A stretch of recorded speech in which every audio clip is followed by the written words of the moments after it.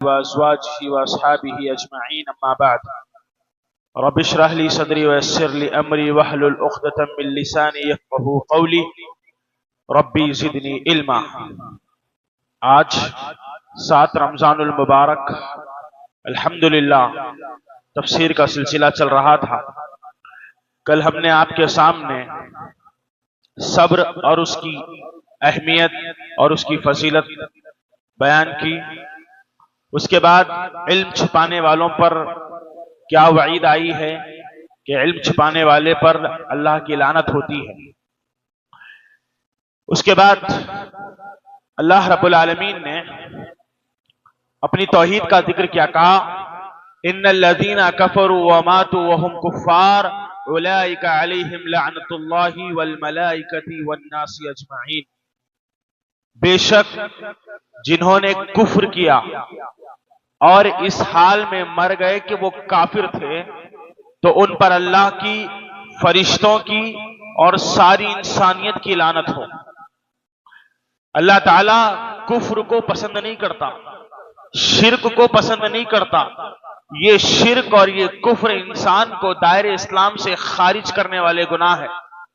اللہ تعالیٰ کہتا ہے جو مر گئے اس حال میں کو کافر تھے، اللہ کا انکار کرتے تھے، تو ان پر اللہ کی، اس کے رسولوں کی، سارے انسانوں کی، فرشتوں کی لعنت ہوتی ہے۔ لعنت کی تفسیر بیان کرتے ہوئے امام راغب اصفہانی رحمہ اللہ کہتے ہیں کہ رحمت سے دوری ہے۔ لعنت سے مطلب رحمت سے دوری، نہ ان پر اللہ رحم کرتا ہے، نہ فرشتے ان کے لیے رحمت کی دعائیں کرتے ہیں، نہ انبیاء ان کے لیے رحم کرنا چاہتے ہیں، نہ کائنات کا کوئی انسان ان کے لیے رحم دل بننا چاہتا ہے۔ جو اللہ کے ساتھ کفر کریں گے اور کفر کی حالت میں مر جائیں گے، ان سارے لوگوں پر اللہ کی، اس کے رسول کی، ساری انسانیت کی لعنت ہے اور ان کا ٹھکانہ دائمی طور پر جہنم ہے۔ اللہ کا انکار کرنا یا اللہ کے ساتھ کسی اور کی عبادت کرنا یہ اتنا بدترین اور سنگین جرم ہے۔ آپ دیکھیے، اگر کوئی انبیاء کا رشتہ دار بھی ہوگا نا اور کفر پہ مر جائے گا، انبیاء کا رشتہ دار بھی ہوگا اور کفر پہ مر جائے گا، تو اللہ بخشنے والا نہیں ہے۔ اللہ کے نبی حدیث میں بیان فرماتے ہیں کہ کل قیامت کے دن اللہ تعالیٰ ابراہیم علیہ السلام کے والد آذر کو بلائے گا۔ آذر کس پہ مرے؟ کفر پر مرے۔ حضرت ابراہیم کے والد بتوں کی عبادت کرتے تھے اور ان کی موت اسی پر ہوئی ہے، وہ اللہ کا انکار کر کے دنیا سے گئے ہیں۔ اللہ کے نبی صحیح حدیث میں فرماتے ہیں کہ کل قیامت کے دن کفر کی وجہ سے اللہ تعالیٰ ابراہیم علیہ السلام کے والد کو بھی نہیں چھوڑے گا، بلکہ ابراہیم کے والد آذر کو لائے گا اور ان کو بچھو بنائے گا۔ حضرت ابراہیم کے والد آذر کو بچھو بنائے گا اور ابراہیم علیہ السلام کو حکم دے گا کہ اس بچھو کو پکڑ کر جہنم میں پھینک دو۔ ابراہیم اس بچھو کو پکڑیں گے اور جہنم میں پھینک دیں گے اپنے باپ کو۔ تو کفر یہ اتنا سنگین جرم ہے کہ اللہ کسی کو نہیں چھوڑے گا۔ اگر انبیاء کے رشتہ دار بھی ہوں گے تو اللہ تعالیٰ اس کفر کی وجہ سے کسی کو چھوڑنے والا نہیں ہے۔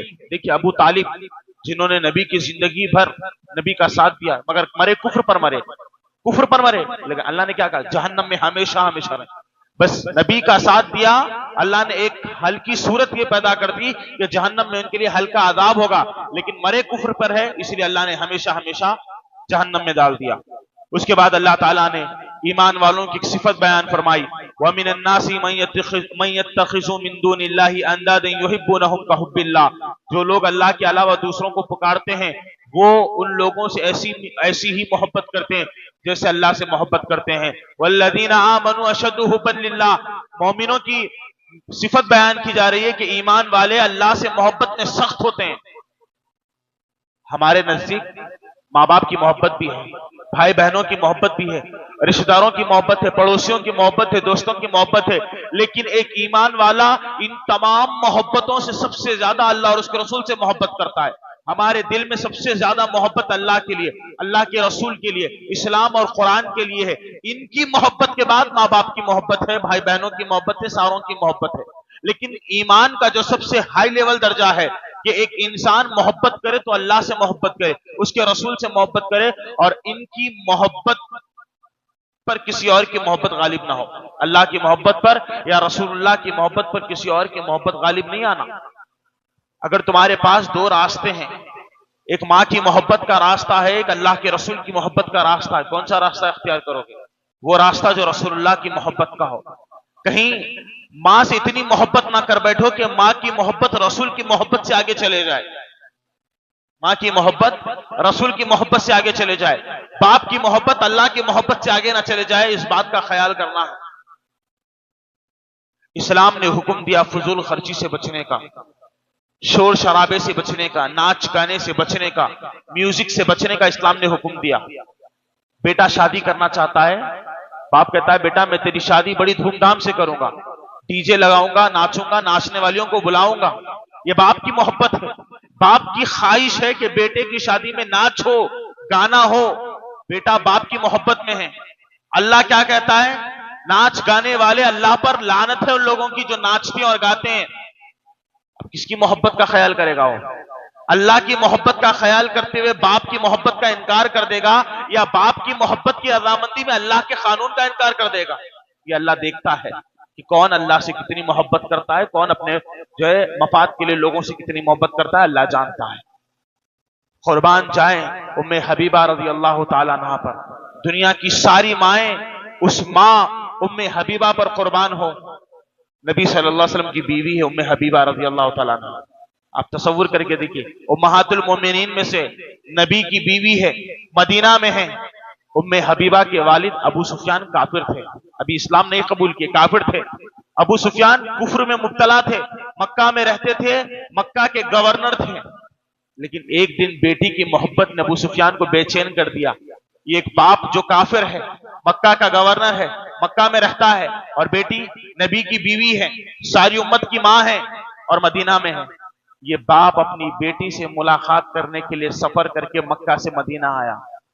جب ابو سفیان مدینہ پہنچے تو اپنی بیٹی ام حبیبہ سے ملاقات کرنے کے لیے ام حبیبہ کے حجرے میں داخل ہوئے۔ تصور کر کے دیکھیے، باپ کافر ہے، بیٹی رسول کی بیوی ہے۔ باپ بیٹی کی محبت کائنات کی سب سے بڑی محبت ہے۔ اللہ نے دنیا میں بہت رشتے بنائے، لیکن رشتوں میں سب سے انوکھا اور سب سے پیارا رشتہ ایک باپ اور بیٹی کا رشتہ ہوتا ہے۔ ایک باپ سفر کر کے اپنی بیٹی سے ملاقات کرنے کے لیے جب ام حبیبہ کے حجرے میں پہنچا، جب باپ نے بیٹی کو دیکھا، ملاقات ہوئی دونوں کی۔ ابو سفیان جو سفر سے تھک کر آئے تھے، مکہ کے گورنر تھے، رسول اللہ کا بستر بچھا ہوا تھا ام حبیبہ کے حجرے میں، رسول اللہ کا بستر بچھا ہوا تھا۔ ابو سفیان رسول اللہ کے بستر پر بیٹھنے کے لیے قریب آ رہا تھا، ام حبیبہ نے نیچے سے بستر کھینچ لیا۔ ابو سفیان یہ رویہ دیکھ کر چونک گیا کہ بیٹی نے بیٹھنے کے لیے اجازت نہیں تھی، بستر کھینچ لیا۔ پوچھا، اے میری بیٹی، میں تجھ سے ملاقات کرنے کے لیے اتنا لمبا سفر کر کے آیا ہوں، کیا یہ بستر میرے لائق نہیں ہے یا میں اس بستر کے لائق نہیں ہوں؟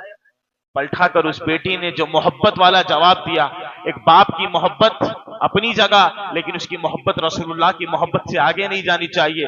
کہا ام حبیبہ رضی اللہ تعالی عنہا نے، آپ کافر ہے ابا جان، آپ کافر ہے، اور میں یہ گوارا نہیں کرتی کہ کافر میرے رسول کے بستر پر بیٹھے۔ اللہ اکبر، ایک باپ کو جواب ہے، ایک باپ کو جواب ہے، میں رسول سے محبت کرتی ہوں، میں رسول سے اتنی محبت کرتی ہوں کہ رسول سے زیادہ آپ سے محبت نہیں کر پاتی، آپ کافر ہے، آپ اسلام قبول کیجئے پھر آپ کو بیٹھنے کی اجازت ہے، لیکن ایک کافر کو میرے رسول کے بستر پر بیٹھنے کی اجازت نہیں۔ آج یہ جرأت ہونی چاہیے ہمارے دلوں میں کہ میں اور آپ، اگر ہمارے والدین غلطی کرتے ہیں، ہمارا بڑا بھائی غلطی کرتا ہے، ہماری بڑی بہن غلطی کرتی ہیں، تو ان کو سمجھائے، ان کی محبت میں رسول اللہ اور اللہ کی محبت کو جو ہے برباد نہ کرے، یہی پیغام ہے۔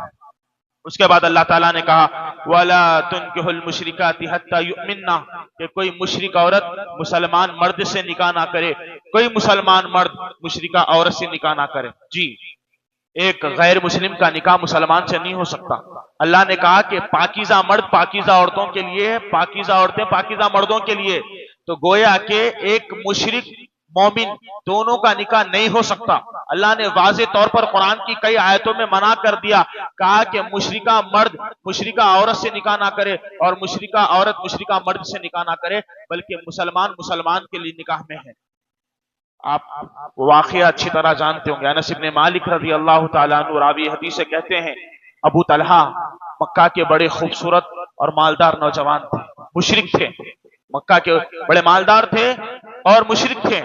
ام سلیم جو بڑی خوبصورت خاتون تھی، ابو طلحہ نے ام سلیم سے کہا کہ ام سلیم میں تم سے نکاح کرنا چاہتا ہوں، ام سلیم میں تم سے نکاح کرنا چاہتا ہوں۔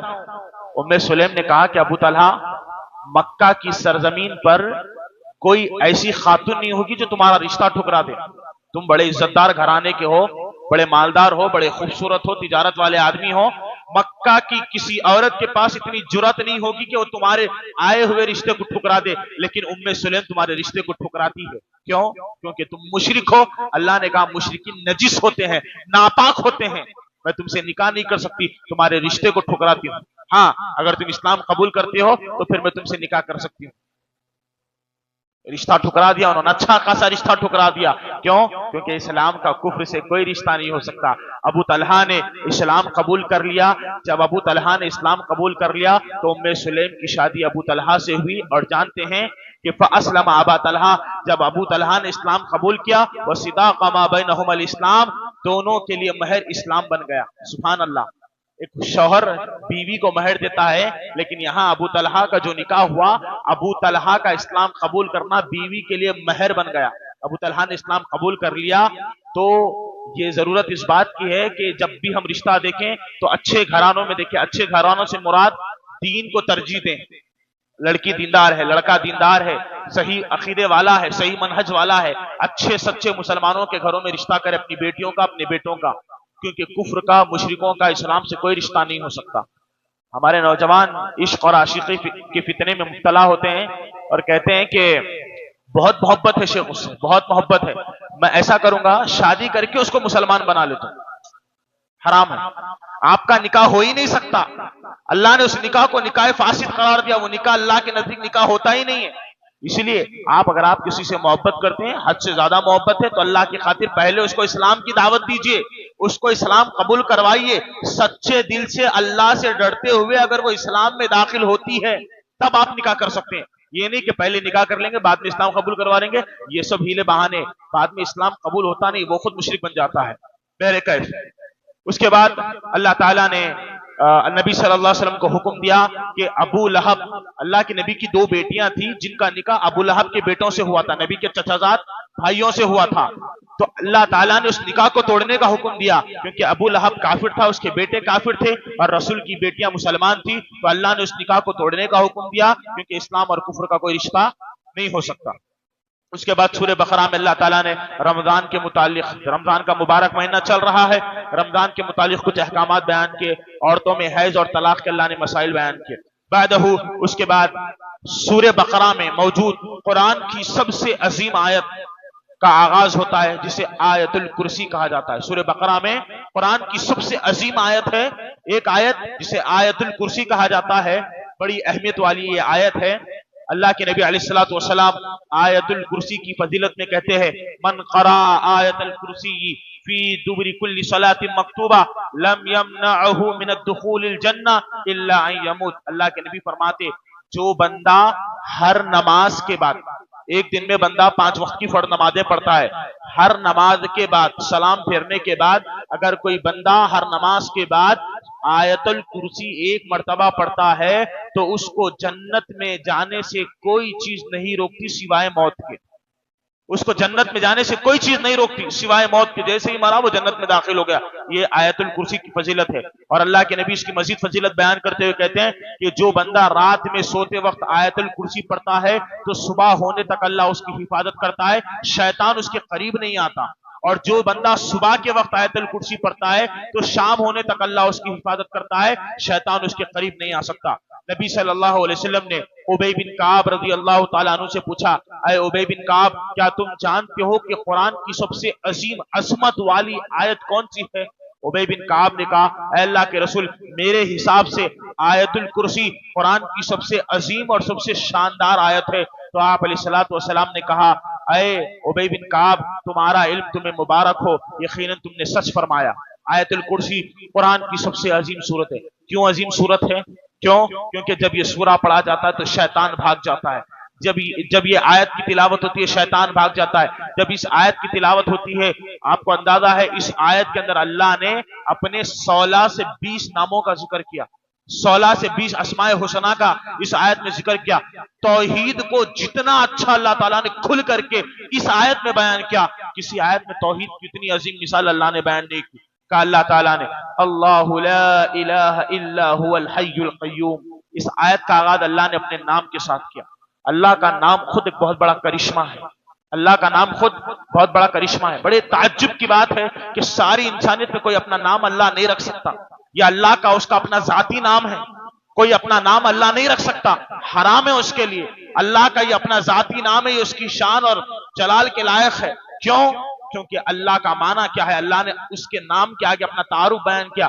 اللہ لا الہ الا ہو, اللہ وہ جس کے علاوہ کوئی عبادت کے لائق نہیں. سبحان اللہ. اللہ وہ جس کے علاوہ کوئی عبادت کے لائق نہیں, کسی کی عبادت کی جا ہی نہیں سکتی. اللہ معبود ہے. اللہ یہ جو اللہ بنا ہے الہ سے بنا ہے, اور الہ کہتے ہیں معبود کو. اللہ لا الہ, اللہ وہ ہے جس کا کوئی شریک نہیں. کلمہ پڑھتے ہیں لا الہ الا اللہ, لا الہ الا اللہ, اللہ لا الہ الا ہو. اللہ وہ جس کے علاوہ کوئی عبادت کے لائق نہیں. عبادت ہر قسم کی تمام عبادت صرف اللہ کے لیے. قربانی ہو, نماز ہو, زکوٰۃ ہو, روزہ ہو, ہر چیز صرف اللہ کے لیے. محمد بن عبد الوہاب رحمہ اللہ, جنہوں نے کتاب التوحید لکھی, بہت بڑے عالم دین ہیں. محمد بن عبد الوہاب نجدی رحمہ اللہ اپنے گھر سے نکلے اپنے شاگردوں کو توحید کا درس دینے کے لیے. جب درسگاہ میں کلاس میں پہنچے تو چہرے پہ غم کے آثار نظر آ رہے تھے. شاگردوں نے پوچھا کہ اے استاد محترم, آپ کے چہرے پر غم کے آثار نظر آ رہے ہیں, بتائیے کیا ماجرا ہے, کیا تکلیف ہے؟ تو محمد بن عبد الوہاب رحمہ اللہ کہتے ہیں کہ میں دیکھتا ہوں, میں نے سنا ہے کہ ایک لڑکے نے اپنی ماں کے ساتھ بدکاری کر لی ہے. میں نے سنا کہ فلاں جگہ ایک بچے نے اپنی ماں کے ساتھ رات گزار لی, منہ کالا کر لیا ہے. یہ سن کر طلبہ جوش میں آ گئے, غصے میں آ گئے. کہا کہ لڑکے نے اپنی ماں کے ساتھ بدکاری کی, اتنا گھنونا جرم, ارے ایسے بندے کو تو قتل کر دینا چاہیے جو اپنی ماں کے ساتھ بدکاری کرے. طلبہ کا جوش. کچھ دن گزرے, کچھ دنوں کے بعد پھر دوبارہ استاد محترم محمد بن عبد الوہاب رحمہ اللہ کے درسگاہ میں تشریف لائے. دیکھا کہ شاگردوں نے دیکھا کہ پھر سے استاد محترم کے چہرے پر غم کے آثار نظر آ رہے ہیں. پوچھا استاد محترم آج کیا بات ہے, آج آپ کا چہرہ بڑا غمگین نظر آتا ہے. کہا کہ مجھے یہ خبر ملی ہے, میں نے یہ سنا ہے کہ فلاں جگہ ایک بندے نے غیر اللہ کے نام پہ ایک مرغی کو ذبح کر دیا ہے. طلبہ خاموش رہے. اس کے بعد محمد بن عبد الوہاب غصے میں آئے, کہا اے شاگردوں کی جماعت, تمہیں کیا ہو گیا ہے؟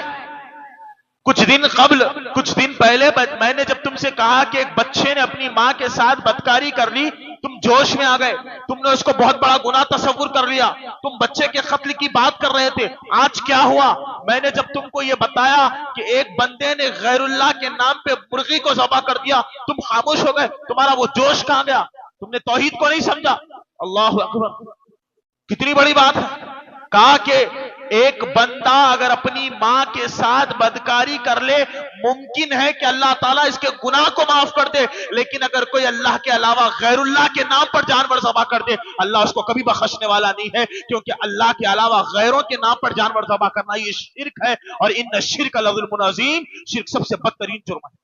اللہ اکبر, یہ اللہ کے عبادت میں غیروں کے ساتھ شریک کرنا. تصور, ہم کیا سمجھتے ہیں ماں کے ساتھ بدکاری کرنا بڑا جرم ہے؟ وہ اگر بڑا جرم ہے تو اس سے زیادہ خطرناک جرم ہے کہ انسان غیر اللہ کے نام پہ جانور ذبح کرتے. آج کتنے آستانوں پر, درگاہوں پر اللہ کے علاوہ غیروں کے نام پہ بکرے کاٹے جا رہے ہیں, نعوذ باللہ. اللہ کے علاوہ غیر اللہ کے نام پر کاٹے ذبح کیے جانے والا جانور کا گوشت حرام ہے ہم پر. اللہ نے توحید کو سمجھایا. آیت الکرسی تم کو اللہ کی توحید سمجھاتی ہے. اللہ لا الہ الا, اللہ وہ ہے جس کے علاوہ کوئی عبادت کے لائق نہیں, وہی عبادت کے لائق ہے. جس دن ہم نے اس بات کو سمجھ لیا نا, ہماری زندگی اور آخرت کامیاب ہوگی. دیکھیے ہم مسلمان ہوئے, لا الہ الا اللہ ہمارا کلمہ ہے. ہم کلمے میں کیا اقرار کرتے ہیں؟ اے اللہ تیرے علاوہ کسی کی عبادت نہیں کریں گے. جب دنیا میں بھیجے گئے عالم ادر میں ہم نے اللہ سے وعدہ کیا تھا, اے اللہ تیرے علاوہ کسی اور کی عبادت نہیں کریں گے. سورہ فاتحہ ہر نماز میں پڑھتے, ایاک نعبد و ایاک نستعین, اے اللہ ہم تیری ہی عبادت کرتے ہیں. ہر نماز کے بعد آیت الکرسی پڑھی جاتی ہے, اللہ یہی گواہی دیتے اللہ تیرے علاوہ کوئی عبادت کے لائق ہے. بندہ بار بار یہی کہہ رہا ہے کہ اللہ کے علاوہ کوئی عبادت کے لائق نہیں, مگر افسوس اس کی زندگی میں وہ توحید نظر نہیں آتی. اس کا مطلب اس نے قرآن کو نہیں سمجھا، حدیث کو نہیں سمجھا، صحابہ کے منہج کو نہیں سمجھا، اللہ کی عظمت کو نہیں سمجھا۔ جب بندہ قرآن اور حدیث کو صحابہ کے منہج پر نہیں سمجھتا اور اللہ کی طاقت کو نہیں سمجھتا تو پھر وہ اللہ کے علاوہ غیروں کی عبادت کرتا ہے۔ یہ اللہ کا بہت بڑا احسان ہے کہ اللہ نے ہم کو ایک اللہ کی عبادت کرنے کی توفیق دی۔ دعا کرتے رہے کہ اللہ تعالی ہمیں اپنی آخری سانسوں تک صرف ایک اللہ کی عبادت کی توفیق نصیب فرمائے۔ اس کے بعد اللہ نے اپنے دو عظیم ناموں کا ذکر کیا، کہا الحی القیوم۔ اللہ کیا ہے؟ الحی ہے۔ اللہ الحی ہے، ہمیشہ سے ہے، قائم ہے اور ہمیشہ سے ہے اور ہمیشہ رہے گا۔ اللہ ہمیشہ سے ہے، اس کی شروعات کب سے ہے اللہ ہی جانتا ہے۔ اللہ ہمیشہ سے ہے، انسان سوچ نہیں سکتا، سوال نہیں کر سکتا، اللہ ہمیشہ سے ہے اور ہمیشہ باقی رہے گا۔ عبادت کے لائق وہ ہے، غور سے سنیے، عبادت کے لائق وہ ہے جو پیدا نہیں ہوتا ہے، جو پیدا ہو وہ عبادت کے لائق نہیں ہو سکتا، اور اللہ وہ ہے جو پیدا نہیں ہوا ہے، وہ ہمیشہ سے ہے، تو عبادت اس کی جاتی ہے جو کبھی پیدا نہیں ہوتا ہے، جو پیدا ہو اس کی عبادت نہیں ہو سکتی۔ سبحان اللہ، یہ اللہ نے قانون بتا دیا، عبادت میری ہوگی کیونکہ میں پیدا نہیں ہوا ہوں، میں ہمیشہ سے ہوں، اور جو ہمیشہ سے ہوتا ہے وہی عبادت کے لائق ہوتا ہے، جو پیدا ہوتا ہے وہ عبادت کے لائق نہیں ہوتا۔ اس کے بعد اللہ نے کہا القیوم، اللہ قیوم ہے، اللہ نے ہر چیز کے قیام کو تھامے رکھا ہے، اللہ ہمیشہ باقی رہے گا، وہی عبادت کے لائق ہے کیونکہ اسی نے سب کچھ منظم طریقے سے قیام کیا ہے۔ اللہ سب کو قائم کرنے والا ہے۔ یہ الحی القیوم اللہ کی عظیم ناموں میں سے ہے۔ اس کے بعد اللہ نے کہا لا تأخذہ سینۃ ولا نوم، اللہ وہ ہے، اللہ اپنی صفت بیان کر رہا ہے، اللہ وہ ہے جس کو اونگ نہیں آتی۔ اونگنا، نیند کے آنے سے پہلے انسان کو اونگ آتی ہے، انسان پہلے اونگتا ہے پھر سو جاتا ہے۔ اونگنا یہ نیند کی ابتدا ہے اور سو جانا یہ نیند کی انتہا ہے۔ اونگنا یہ غفلت کی ابتدا ہے اور سو جانا یہ غفلت کی انتہا ہے۔ تمہارا رب غافل نہیں ہے، تمہارے رب پر نہ غفلت کی ابتدا ہوتی ہے نہ غفلت کی انتہا ہوتی ہے۔ تمہارا رب سونا تو بہت دور کی بات ہے، وہ اونگتا بھی نہیں ہے۔ اللہ کو نیند نہیں آتی، اللہ کو نیند نہیں آتی۔ لا تأخذہ سینۃ، اللہ کو نہ اونگ آتی ہے نہ نیند آتی ہے۔ تمہارا رب ہمیشہ ہے، دیکھ رہا ہے، اس کو نیند نہیں آتی۔ جو لوگ دنیا میں اللہ کے علاوہ غیروں کی عبادت کرتے ہیں، جو لوگ دنیا میں جہاں پر بھی ہو، ملک کے کسی بھی خطے میں ہو، اللہ کو چھوڑ کر اگر وہ غیروں کی عبادت کرتے ہیں، غیروں سے مانگتے ہیں، اور آج دنیا میں یہ بہت عام ہے، نہیں معلوم ہے؟ جائیے گلبرگہ، اجمیر، بڑی بڑی درگاہوں کا جائزہ لیجیے، آج بھی شرک امت میں بھرا پڑا ہے۔ لوگ اللہ کے علاوہ غیروں کو اپنا مشکل کشا اور حاجت روا سمجھتے ہیں۔ اللہ کے نبی نے پوری زندگی صحابہ کو توحید کا درس دیا۔ توحید کی ضرورت ہے، آج بہت ضرورت ہے۔ جو لوگ اللہ کو چھوڑ کر غیروں کی عبادت کرتے ہیں نا، ان سے 4 سوال کرنا، اللہ کی قسم قیامت آ جائے گی مگر یہ 4 سوالوں کا جواب نہیں لا سکیں گے۔ جو لوگ اللہ کو چھوڑ کر غیروں کی عبادت کرتے ہیں ان سے 4 سوال کیجئے، اور اللہ کی قسم قیامت آ جائے گی، مر جائیں گے، کٹ جائیں گے، لیکن اللہ کی قسم 4 سوالوں کا جواب نہیں لا سکتے۔ سب سے پہلا سوال کہنا کہ تم جن کو مانگتے ہو، تم جن سے اپنی مرادیں پوری کرتے ہو، جو قبروں میں دفن ہیں، ان سے سوال کرو کہ جن کو تم مانگتے ہو ان کے سونے کا وقت کیا ہے، ان کے سونے کا وقت کیا ہے۔ پہلا سوال، وہ سوتے کب ہیں؟ جو ذات نہیں سوتی وہ صرف اللہ ہے، کیونکہ اللہ نے اپنا تعارف کا لا تأخذہ سینۃ ولا نوم، تیرے رب کو نیند نہیں آتی۔ اس کا مطلب دنیا میں جتنی چیزیں سب کو نیند آتی ہے، سب سوتے ہیں، اللہ کی مخلوق سوتی ہے، خالق نہیں سوتا ہے۔ تو جن کو تم اللہ کو چھوڑ کر پکارتے ہو، ہمارا یہی سوال ہے کہ ان کے سونے کا وقت کیا ہے۔ اب ایک انسان مانگ رہا ہے، ایک انسان کسی غیر اللہ سے مانگ رہا ہے، خبر میں مدفون اولیاء سے مانگ رہا ہے، اگر اس کو معلوم ہو کہ یہ ٹائم سے یہ ٹائم تک فلاں انسان سوتا ہے، مرنے والا یہ ٹائم تک سوتا ہے، وہ نہیں مانگے گا، کیونکہ وہ کہے گا کہ سو رہا ہے تو کیسے مانگے گا؟ تو اس کے جب وہ جاگے گا تب تو مانگے گا نا، سمجھ میں آ رہی بات؟ جب وہ جاگے گا تب مانگے گا۔ تو جو خبر میں جن سے آپ مانگ رہے ہو، پوچھو ان کے سونے کا وقت کیا ہے، کیونکہ انسان سونے کے بعد نہیں سنتا۔ در حقیقت تو اصلیت یہ کہ وہ مر چکا ہے، کبھی سنتا نہیں ہے، لیکن مان لو کہ اگر وہ قبر میں زندہ بھی ہوگا تو ہم یہ سوال کرتے ہیں کہ اس کے سونے کا وقت کیا ہے۔ کیونکہ مانگنے والا کبھی بھی مانگتا ہے، درگاہ میں جا کر کوئی ٹائم پرماننٹ نہیں ہے، صبح بھی مانگتا ہے، دوپہر بھی مانگتا ہے، شام بھی مانگتا ہے، کبھی بھی مانگتا ہے۔ تو معلوم کرو کہ ان کے سونے کا وقت کیا ہے۔ جب تم کو معلوم ہو جائے گا کہ سونے کا وقت یہ، تو آپ نہیں مانگو گے، آپ اس وقت آ کر مانگو گے جب وہ ہوشیار ہوگا۔ سوال کا جواب لے کر آؤ تم کہ وہ کب سوتے ہیں، وہ کب سوتے ہیں، سوال کا جواب لے کر آؤ۔ ہے کوئی جواب؟ نہیں۔ دوسرا سوال، جن سے تم مانگ رہے ہو نا، اجمیر گلبرگہ میں جو درگاہیں ہیں اور دنیا میں جہاں جہاں بڑے بڑے مزارات ہیں جہاں لوگ مانگتے ہیں، تم جن کو مانگ رہے ہو ذرا معلوم تو کرو۔ دوسرا سوال یہ ہے، معلوم تو کرو کہ کون سی زبان سمجھ میں آتی ہے، کون سی زبان کو سمجھتے ہیں وہ۔ مانگنے والا انگریزی میں بھی مانگتا ہے، چائنا سے آنے والا چائنیز میں مانگتا ہے، اسپین سے آنے والا اسپینش میں مانگتا ہے۔ ارے جن کو مانگا جا رہا ہے وہ کتنی زبانوں کا مالک ہے، وہ کتنی زبانوں کو سمجھتا ہے۔ اور ایک انسان کے بس کی بات نہیں ہے کہ کائنات کی تمام لینگویجوں کا مالک بن جائے، ناممکن۔ ایک انسان زیادہ سے زیادہ کتنی لینگویجز کا مالک بن سکتا ہے بتائیے؟ مکمل طور پر اچھی طرح کتنی زبانوں کا مالک بن سکتا ہے؟ بس 13 یا یہ بہت زیادہ بتا دیا انہوں نے، 13 یا زیادہ، بہت زیادہ بتا دیا۔ لینگویجز کتنی ہے دنیا میں؟ لاکھوں میں ہیں، لاکھوں لینگویجز ہیں۔ ہم نے ایسی ایسی لینگویجز دنیا میں جس کو ہم نے کبھی سنا بھی نہیں ہوگا، اور اللہ ہر لینگویج کو جانتا ہے، کیونکہ لینگویجز کا پیدا کرنے والا اللہ ہے۔ اللہ کو ہر زبان آتی ہے۔ تم تیلگو میں پکارو اللہ سمجھتا ہے، تم اردو میں پکارو اللہ سمجھتا ہے، تم چائنیز میں پکارو اللہ سمجھتا ہے، کیونکہ لینگویجز کو اللہ نے پیدا کیا ہے، وہ ہر لینگویج کو سمجھتا ہے۔ لیکن انسان کے بس کی بات نہیں ہے ہر لینگویج کو سمجھنا۔ ارے تم اللہ کو چھوڑ کر تم غیروں کو پکارتے ہو، ذرا معلوم تو کرو وہ کتنی زبانوں کے مالک ہے۔ اگر مانگنے والا چائنیز میں مانگ رہا ہے، جب سمجھ میں نہیں آئے گا تو دے گا کیسے؟ پہلی بات تو وہ دے نہیں سکتا، چلو مان لیا دے گا، لیکن تم جن کو پکار رہے ہو، بھائی اگر میں آپ سے مانگوں، مجھے آپ سے کچھ مانگنا ہے، 50 روپے مانگنا ہے، میں چائنیز میں آپ سے 50 روپے مانگوں، آپ سمجھیں گے؟ آپ کے پاس دینے کی نیت ہے، آپ دینا بھی چاہتے ہیں، لیکن آپ کو سمجھ میں نہیں آ رہا، دیں گے کیسا؟ آپ سمجھیں گے تب تو دیں گے نا۔ جن کو اللہ کے علاوہ غیروں کو تم پکار رہے ہو، پہلے ان کو سمجھاؤ، پہلے ان کو پوچھو کتنی لینگویجوں کے وہ مالک ہے، تب جا کر کے ان سے مانگو۔ پہلے ان سے سونے کا وقت مانگا جائے، کب سوتے ہیں، کیونکہ ہم اس وقت آ کر مانگیں گے جب تم ہوشیار ہوگے، کتنی زبانوں کے تم مالک ہو۔ تیسرا سوال، تم کتنے فاصلے سے سننے کی طاقت رکھتے ہو؟ جو خبروں میں دفن ہیں وہ کتنے فاصلے سے سننے کی طاقت رکھتے ہیں؟ ہم یہاں رائے درگ میں بیٹھ کر اللہ کو پکار رہے ہیں، اے اللہ ہماری مدد فرما۔ امریکہ میں بیٹھ کر ایک انسان کیلیفورنیا میں، امریکہ میں بیٹھ کر اللہ کو پکار رہا ہے۔ یہاں سے امریکہ تقریباً 11,000 کلومیٹر دور ہے۔ یہاں سے پکارنے والا کو بھی اللہ سن رہا ہے، وہاں سے پکارنے والے کو بھی اللہ سن رہا ہے۔ دنیا کے کسی بھی خطے میں ہو، بندہ کہیں سے بھی پکارے، اللہ اس کی پکار کو سنتا ہے، اور بغیر تکرار کے سنتا ہے، بغیر تکلیف کے سنتا ہے، اللہ سنتا ہے۔ اب تم اللہ کے علاوہ جن غیروں کو پکار رہے ہو مدد کے لیے، وہ کتنے فاصلے سے سنتے ہیں؟ اب مجھے مانگنا ہے خواجہ اجمیر سے جو اجمیر میں ہے، میں یہاں بیٹھ کر اگر اجمیر کو پکاروں تو سنے آئے گا، اے خواجہ اجمیری مجھے دے دیں۔ مجھے ان کو یہ بات سنانے کے لیے، ان سے مدد مانگنے کے لیے مجھے کیا کرنا پڑے گا؟